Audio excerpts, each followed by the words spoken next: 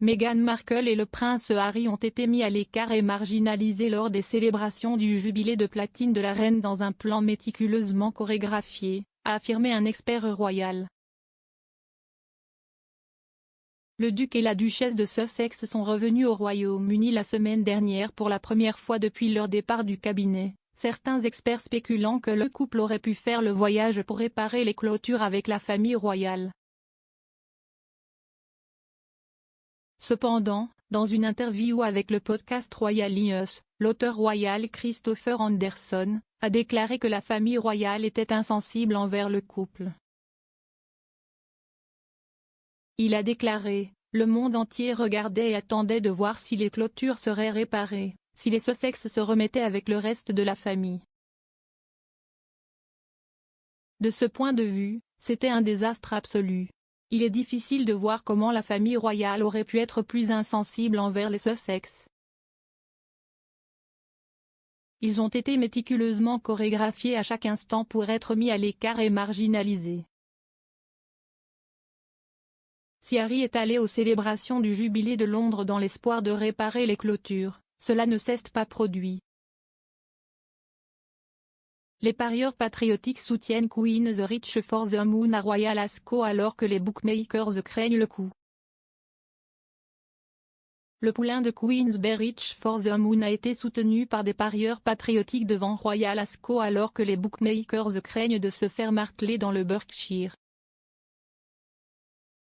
Reach for the Moon, un cheval de 3 ans entraîné par John Godin, 71 ans, a vu ses cotes passer de 11,4 il y a un peu plus d'une semaine à un favori de 4,5 avec Ladbroke. Le poulain est sorti vainqueur de 2 courses en 2021 lorsque le jockey italien Frankie Dettori, 51 ans, s'est classé premier à Newbury et Sandoven Park. Monsieur Dettori a terminé à la 2e place le mois dernier lorsque Reach for the Moon est revenu à Sandoven Park après une pause de 9 mois. Reach for the Moon dirigera une équipe solide pour le monarque de 96 ans tout au long du festival de course de 5 jours.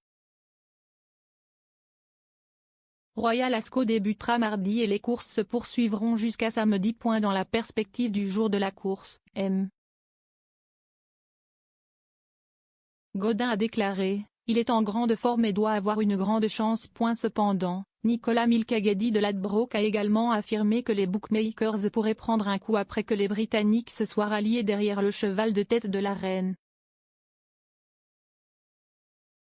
La reine a gardé le merveilleux secret de sa famille pendant le week-end du jubilé de platine. La reine a gardé un secret merveilleux du reste des membres de la famille royale pendant le week-end du jubilé de platine, selon un rapport.